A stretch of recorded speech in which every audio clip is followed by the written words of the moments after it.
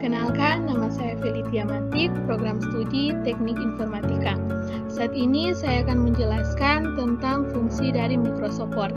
Yang pertama, di bagian atas ini terdiri dari 3 buah tombol, yaitu Save yang berfungsi untuk menyimpan data, Undo yang berfungsi untuk membatalkan kesalahan, dan Redo yang berfungsi untuk mengembalikan kembali apa yang telah dibatalkan sebelumnya.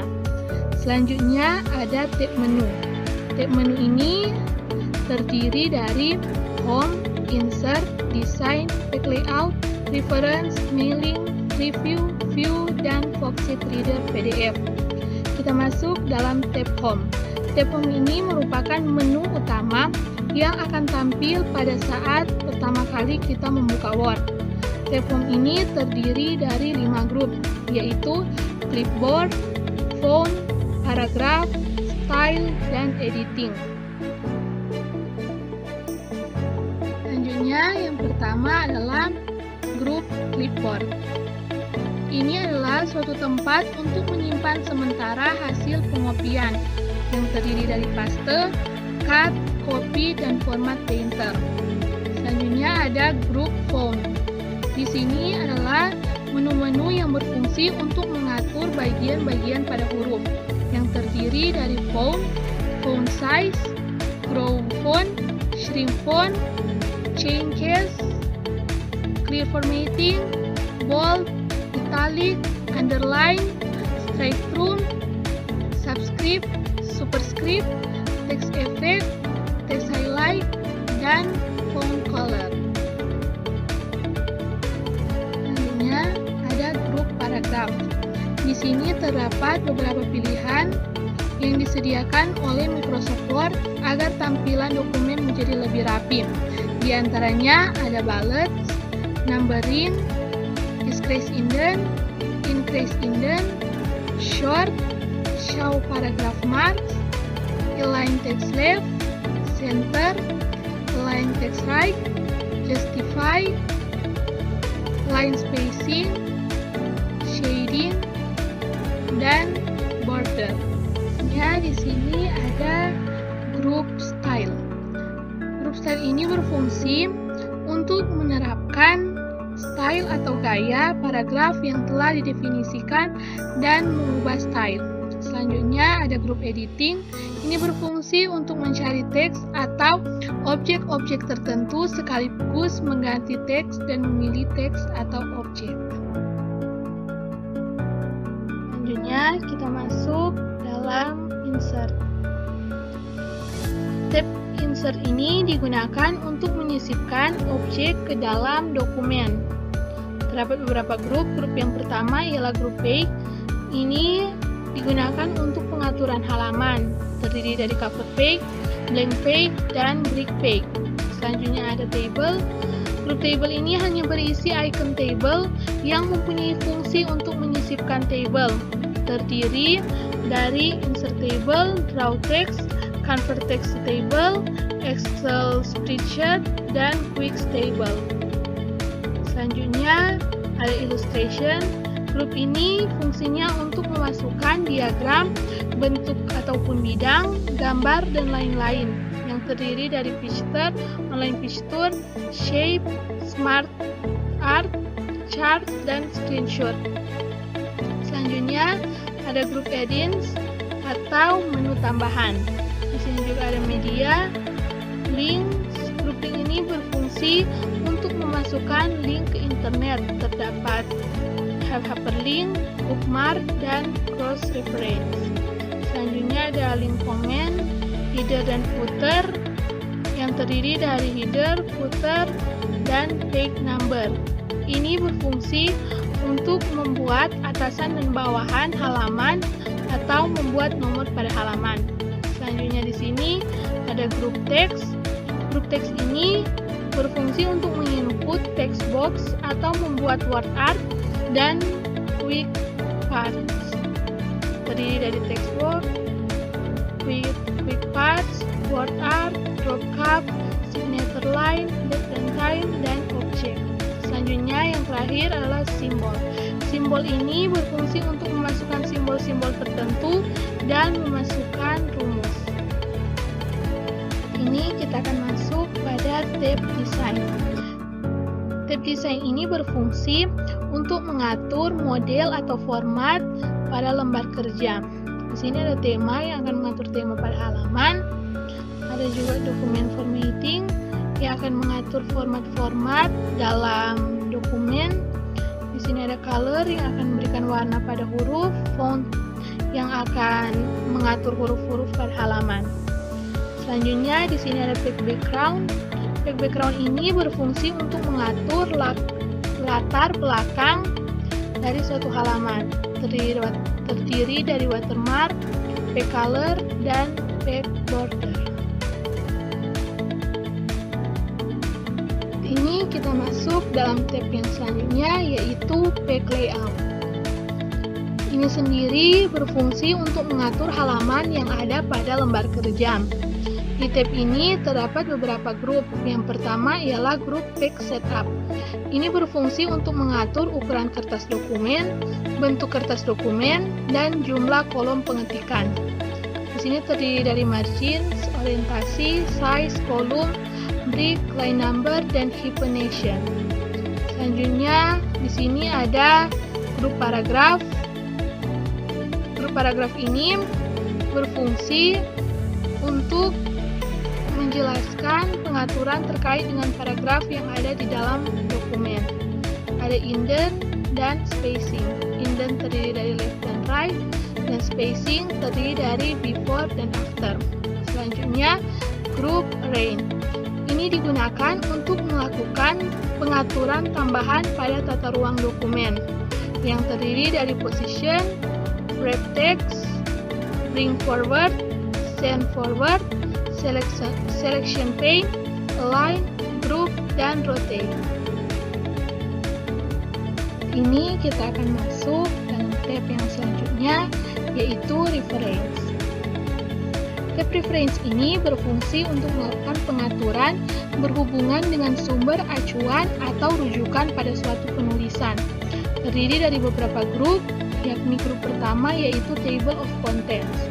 Di sini berfungsi untuk mengolah daftar isi dari beberapa bentuk yang telah dibentuk dengan aplikasi Microsoft Word ini. Ini pun terdiri dari table of contents, add text, dan update table. Selanjutnya, grup footnotes. Grup ini menyisipkan atau mengolah berbagai macam model. Terdiri dari insert footnote, insert endnote, next footnote, dan show note. Selanjutnya, ada grup citation dan bibliografi. Grup ini berfungsi untuk menyisipkan dan mengolah suatu data. Terdiri dari insert citation, manage source, style, dan bibliografi. Grup selanjutnya yaitu caption. Grup ini secara umum digunakan untuk menyisipkan keterangan mengenai gambar atau ilustrasi pada dokumen. Ini pun terdiri dari insert caption, insert table of figure, update table, dan cross reference. Masuk dalam grup selanjutnya yaitu grup index. Grup index ini berfungsi untuk mengolah daftar kata yang dibahas di buku. Terdiri dari mark entry, insert index, dan update index. Selanjutnya ialah grup table of authorities. Grup ini berfungsi untuk mengolah berbagai macam data, terdiri dari mark citation, insert table of authorities, dan update table. Selanjutnya ialah tab mailings. Secara umum, tab mailings ini berfungsi untuk membuat surat secara massal dengan format dan isi yang sama, namun tujuan yang berbeda. Tab mailings ini terdiri dari beberapa grup. Yang pertama ialah grup grade. Grup ini berfungsi untuk membuat tulisan pada amplop surat atau label dengan ukuran dan bentuk sesuai dengan pilihan atau keinginan kita. Terdiri dari dua yaitu envelopes dan label. Selanjutnya ialah grup start mailmer. Ini dapat berfungsi dalam pembuatan surat. Terdiri dari start mailmer, select recipient, edit recipient list. Selanjutnya ialah grup write dan insert field. Grup ini digunakan untuk mengolah data identitas dari penerima surat. Terdiri dari highlight mark field, address block, greeting line, insert mark field, rulers, match field, dan update label. Selanjutnya ialah grup preview result. Ini berfungsi untuk melihat hasil surat yang kita buat beserta keakuratan surat tersebut. Terdiri dari preview result, find recipient, check for errors,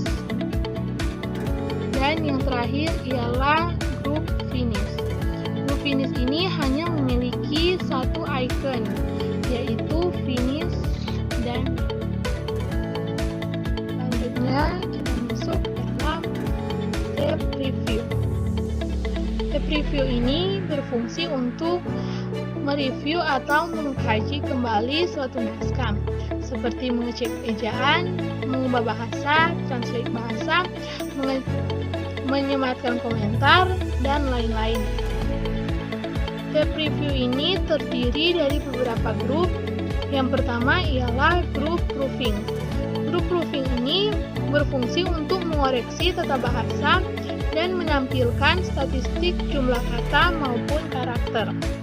Ini terdiri dari spelling grammar, define, thesaurus, dan word count.